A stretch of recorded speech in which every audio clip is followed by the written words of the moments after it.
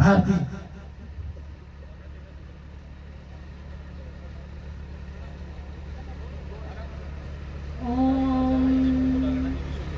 गुरुर्ब्रह्मा गुरुर्विष्णु गुरुर्देवो महेश्वराय गुरुर्साक्षात् परब्रह्मा तस्मै श्री गुरुवे नमो नमः। बोलिए जगत गुरु शंकराचार्य भगवान की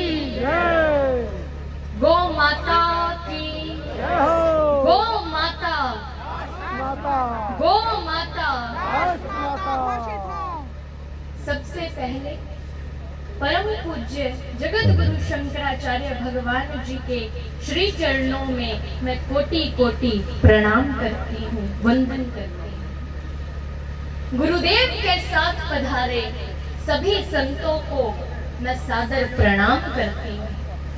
यहाँ उपस्थित आप सभी वो भक्तों को, वो रक्षकों को मैं प्रणाम करती हूँ।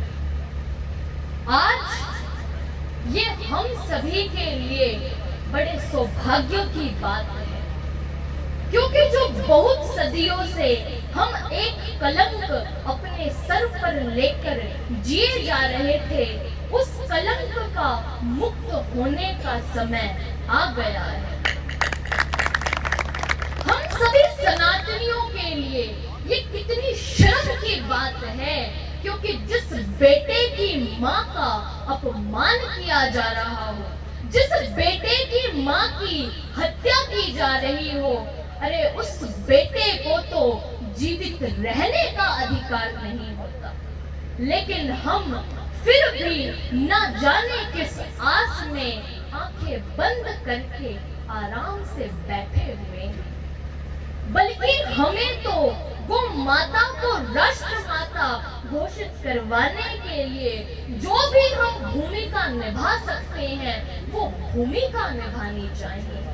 क्योंकि ऐसी गौ माता जो सबको सुख देने वाली है, 33 कोटि देवी देवता जिस माँ के अंदर वास करते हैं, भगवान श्री कृष्ण का नाम जिस माँ के कारण गोविंद और गोपाल पड़ा, जिस माँ की महिमा बताने के लिए भगवान श्री कृष्ण ब्रिज में नंगे पांव चले, आज वही माँ, वही गौ माता सबको सुख देने वाली स्वयं दुखी है, स्वयं इस विश्व गुरु देश में काटी जा रही है, उस माँ की हत्या की जा रही है। तो सोचकर देखिए कि हम सनातनियों के लिए ये कितनी शर्म की बात है। लेकिन फिर भी हम सब आंखें बंद करके अपने घरों में बैठे हुए हैं। बल्कि हमें उस गौ माता के लिए जागना होगा, और जब तक वो गौ माता राष्ट्र माता का दर्जा प्राप्त ना कर ले, तब तक हम सनातनियों को हार मानने वाले नहीं हैं। और देखिए भगवान पूज्य गुरुदेव जी ने जो ये संकल्प लिया है गौ माता को राष्ट्र माता बनाने का, ये संकल्प तो उसी दिन पूरा हो गया था जिस दिन परम पूज्य गुरुदेव जी ने यह संकल्प लिया था। क्योंकि मैं जानती हूँ कि ऐसा कोई कार्य नहीं है जो पूज्य गुरुदेव अकेले ना कर सके, लेकिन फिर भी परम पूज्य गुरुदेव जी हम सभी को इसका श्रेय देना चाहते हैं। और ये हम सभी के लिए भी सौभाग्य की बात है कि हम उस श्रेय को परम पूज्य गुरुदेव के साथ चलकर ले सकते हैं। लेकिन ना जाने फिर भी हम अपने घरों में बैठे हुए हैं। रामचरितमानस में गौ माता के बारे में बताया गया है कि सबसे बड़ा अपराध वो हत्या का है। जिस समय अंगद जी रावण के पास लंका में गए थे, तो रावण प्रभु श्री राम की निंदा अंगद जी के सामने करने लगते हैं। तो अंगद जी रावण से क्या कहते हैं, क्या बताते हैं, अपना सिद्धांत बताते हैं। हरि हर निंदा सुनहि जो काना, होई पाप गो घात समाना। कि जो भी गुरु की और भगवान की निंदा अपने कानों से सुनता है, उसे गो हत्या के समान पाप लगता है। तो सबसे बड़ा अपराध गो हत्या का है।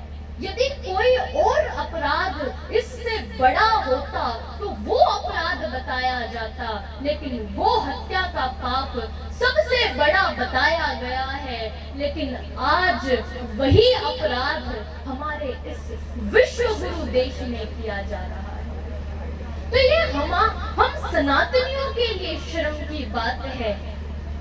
और आज परम पूज्य गुरुदेव इस संकल्प को लेकर चल रहे हैं, तो हम जिस भी रूप में जो भी भूमिका निभा सकते हैं, हमें वो भूमिका निभानी ही होगी। क्योंकि ये हम सभी के लिए सौभाग्य की बात है। जो भी हमारा सामर्थ्य है, अपने सामर्थ्य के अनुसार हम इस आंदोलन में अपनी भूमिका निभा सकते हैं। क्योंकि कोई भी भूमिका छोटी या बड़ी नहीं होती, बस हमें अपनी भूमिका निभानी है। हम चाहे उस गिलहरी की तरह, जो गिलहरी राम सेतु बनाने में अपनी भूमिका निभा रही थी, उस गिलहरी की तरह छोटी सी भूमिका निभाए तो वो भी बहुत बड़ी है।